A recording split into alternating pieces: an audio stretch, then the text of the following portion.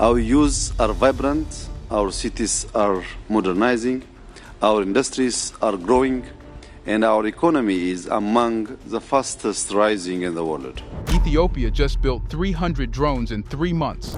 No noise, no global hype, no dramatic press events. Just factories working late nights, engineers who didn't wait for perfect conditions, and a country that finally decided it wouldn't outsource its future anymore. What we're talking about isn't just hardware, it's a mindset. It's the moment a nation stops asking, can we, and starts saying we are. And the fascinating part is how little attention the world gave it, as if acknowledging it too loudly would break an unspoken rule about who is allowed to innovate and who is expected to follow. But how did SkyWin and AeroAbay, two factories most people couldn't point to on a map, suddenly become the engines of this shift? Let's start there.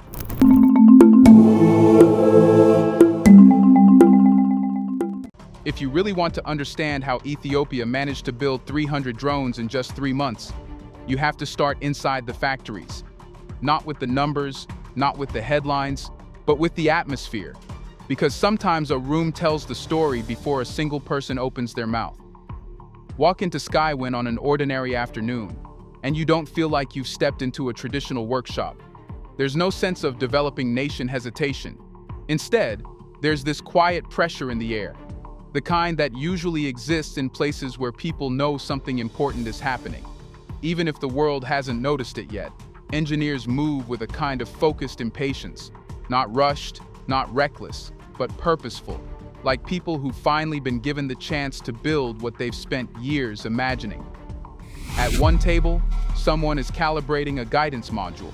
At another, two technicians argue softly about a wiring connection, not emotionally, but with the seriousness of people who know mistakes matter here.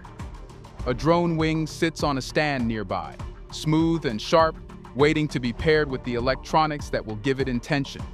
You can hear discussions about flight stability, battery stress, new material blends, software tweaks, nothing dramatic, nothing flashy, just work that feels like it belongs to a country pushing into a new reality.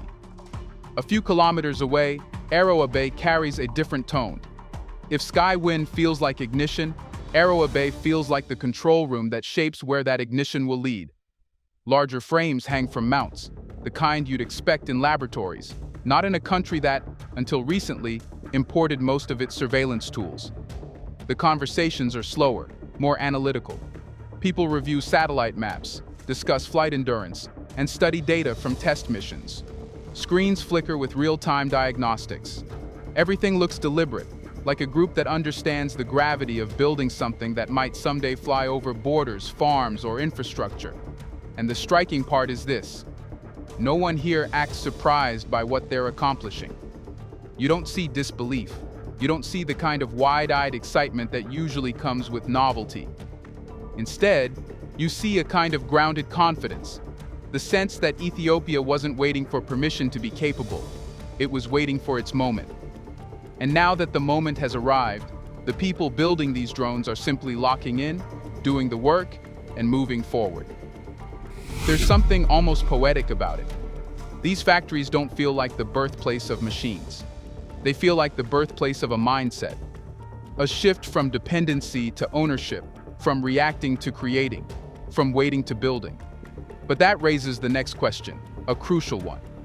These drones, now rolling off the lines in growing numbers, what exactly are they being used for? And how do they transform from metal frames into tools that serve Ethiopia in ways far beyond the battlefield? To understand the impact of these drones, you have to forget the typical image most people carry when they hear the word drone. This isn't about distant warfare or dramatic explosions. Ethiopia's drones occupy a much broader, more practical, and frankly more human space. Once you step outside the factory walls, you see how these machines weave themselves into the everyday structure of the country. Take agriculture, for example. Ethiopia's farming system is enormous, scattered across landscapes so wide and varied that manual inspection is almost impossible. A drone lifting off from the edge of a field can scan hundreds of hectares in minutes. It can detect soil moisture variation, early signs of crop disease, or water stress long before a farmer even suspects something is wrong. For a sector that feeds millions, the difference between guessing and knowing is enormous. And suddenly, the farmer who has always relied on instinct gains a level of precision that once belonged only to expensive international consultants. Move away from the farms and toward Ethiopia's massive infrastructure projects, and you'll see drones serving a completely different purpose. The Grand Ethiopian Renaissance Dam, for instance, is not just a national symbol, it's an engineering feat that requires constant monitoring. Climbing scaffolding, inspecting concrete, checking vibration points, all of that is slow, risky, and often limited by human visibility. But a drone can trace the entire surface of the dam, zooming into microscopic cracks, tracking thermal changes, or spotting irregular patterns no human eye could catch from the ground. For more than a decade, Ethiopia has been a champion of green energy. The Grand Ethiopian Renaissance Dam, the largest in Africa, stands as a symbol of our determination. The same is true for power lines stretching across hills, solar fields, water treatment plants, and roads under construction. A drone gives the country a new set of senses, sharper, wider, and faster. Then there's security, the kind of quiet, unglamorous security work that rarely makes headlines, but is essential for any nation. Ethiopia's borders cross mountains, deserts, and deep, remote valleys. Patrolling this terrain on foot or by vehicle isn't just difficult, it's inefficient. A single drone can cover what might take a patrol unit hours. It can alert authorities to unusual movement, track suspicious activity, and provide a real-time view of areas where danger hides in silence, not in noise. In these remote regions, drones are less like machines and more like a layer of awareness the country never had before. And in certain situations, the ones nobody hopes for, some drones carry ammunition. Not in the dramatic, cinematic sense, but in a controlled, deliberate way.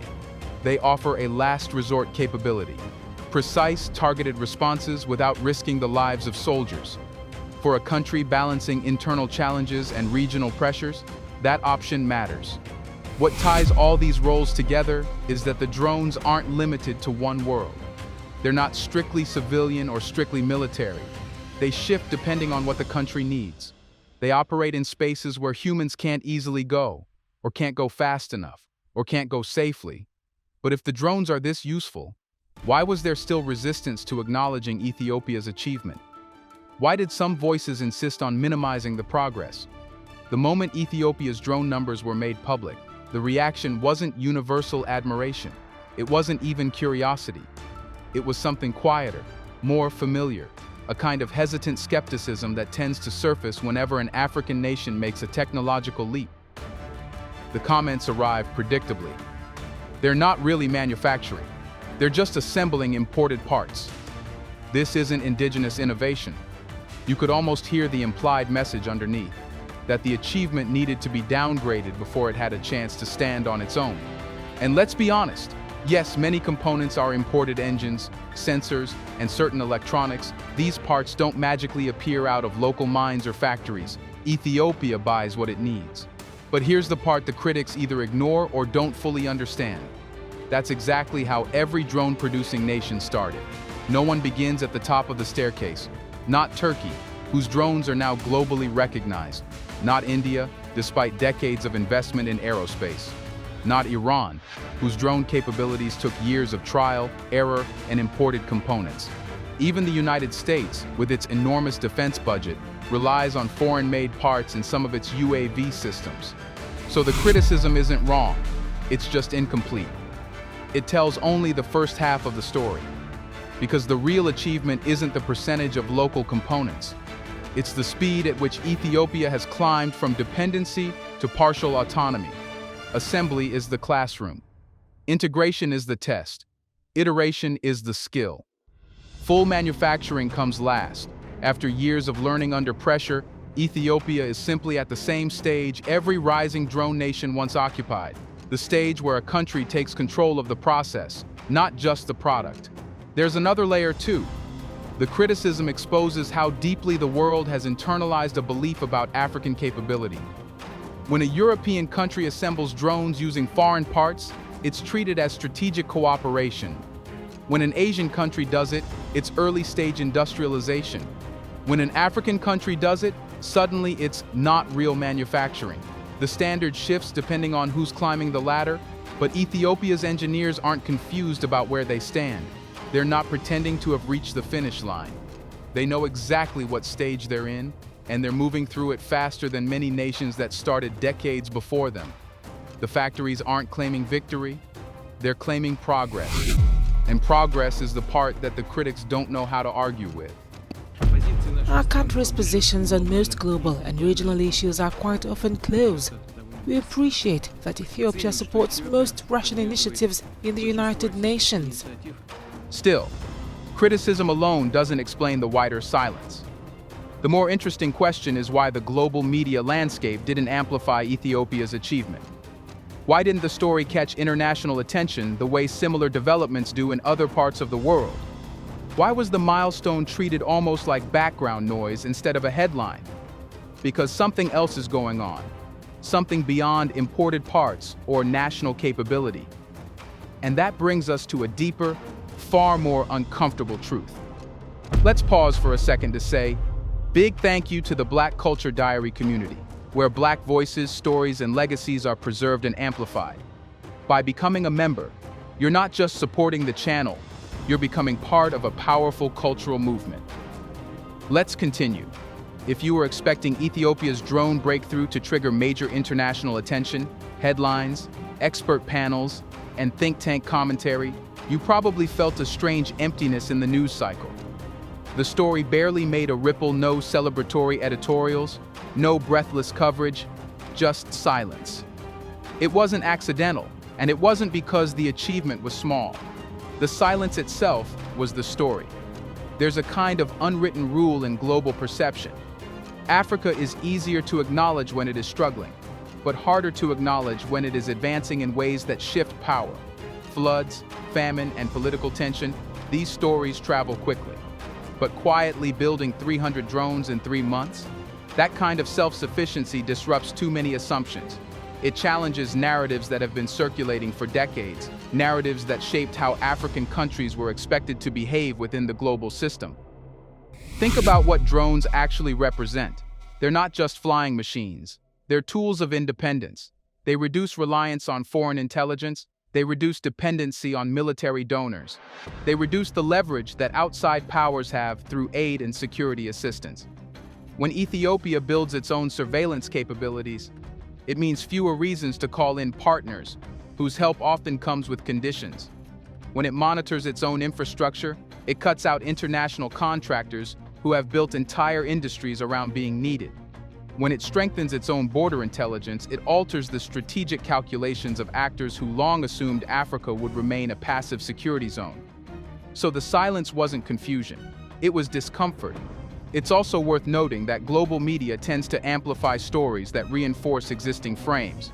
If a Western country built 300 drones, the narrative would be innovation. If an Asian country did, it would be an ambition. But when an African country does it, the narrative doesn't fit the familiar script. And when a story doesn't fit, it often gets minimized rather than rewritten. The absence of headlines is less about Ethiopia and more about the world's long-standing difficulty in imagining Africa as a producer of high-tech solutions rather than a consumer of them. Yet this silence didn't slow Ethiopia down. It didn't reduce production. It didn't affect the sense of direction inside SkyWin or AeroAbay. The work continued because the people building these drones weren't doing it for applause. They were doing it because the country needed it. They were doing it because surveillance gaps are real, because agricultural monitoring matters, because infrastructure requires constant eyes, and because national security can't depend on outside goodwill. But there's another consequence of global silence. It hides the fact that something bigger is shifting beneath the surface. Because even if the world wasn't watching closely, Africa was engineers in other countries paid attention. Governments paid attention. Military planners paid attention. Ethiopia didn't just manufacture drones. It manufactured possibility. Which brings us to the next question. Now that one African nation has done this, what does it mean for the rest of the continent? Here's a reminder to please like and share the video and subscribe to our channel to watch more videos on Black culture, history, civilization, and identity. Let's continue now. What Ethiopia accomplished didn't stay inside Ethiopia. Achievements like this never do. Even if the global media barely turned its head, Africa noticed. And that's the part that mattered most. The quiet conversations began almost immediately. Not in press conferences, but in the rooms where policy decisions are made. In the technical departments of universities. In the minds of engineers who suddenly saw a door open where they had previously seen a wall. Because when one African nation makes a technological leap, something shifts at a continental level. It disrupts not just the story others tell about Africa, but the story Africans tell themselves. Ethiopia's drone breakthrough created a kind of mental permission, the realization that these things are not abstract ambitions or distant possibilities.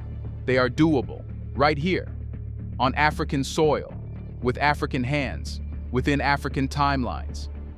Think of countries like Kenya, Rwanda, Nigeria, Tanzania, and Ghana, places where innovation ecosystems are already emerging in health, fintech, and energy.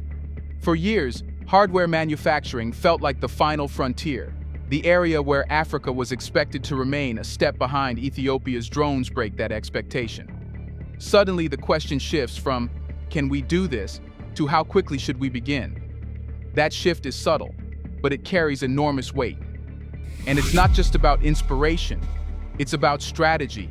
African governments are beginning to understand that the world has entered a phase where power depends less on traditional military size and more on control over data, surveillance, and autonomous systems. Drones sit at the intersection of all three. They watch borders that are too long to patrol manually. They monitor farmland that feeds millions. They inspect infrastructure worth billions. They provide security intelligence without relying on foreign briefings. For many African states, drones are no longer luxuries. They are tools of stability. Ethiopia, knowingly or not, has positioned itself as a potential continental supplier. Not in a loud or competitive way, but in a practical one. A drone bought from Europe requires European servicing, European training, and European replacement parts. A drone bought from Ethiopia comes with shared context, shared terrain challenges, and often shared security concerns. It fits the African environment because it was born from it. There is also the economic dimension. Africa spends billions importing technology every year, often at marked up prices and under long-term contracts. Local drone manufacturing offers something new, value that circulates within the continent instead of leaking outward. Jobs created here stay here. Knowledge produced here grows here. Capabilities developed here expand here. But perhaps the most important shift is psychological. Ethiopia's breakthrough challenges the myth that African nations must wait their turn in global tech evolution, that innovation is a queue and Africa is stuck somewhere in the back. That myth is starting to fade. Engineers across the continent now look at Ethiopia and see not an exception, but a precedent. And that leads to an inevitable question. Can Ethiopia turn this burst of progress into a sustained technological identity, one strong enough to anchor a new continental chapter? Momentum is powerful, but it isn't permanent. It's the spark that gets things moving, not the force that keeps them in motion. Ethiopia's achievement, 300 drones in 3 months, is an extraordinary spark. But now comes the harder part, building the kind of long-term capability that can survive economic pressure, political transition, global competition, and technological change. Mastery doesn't come from a moment. It comes from continuity. The good news is that Ethiopia has already crossed the most psychologically difficult barrier, the beginning.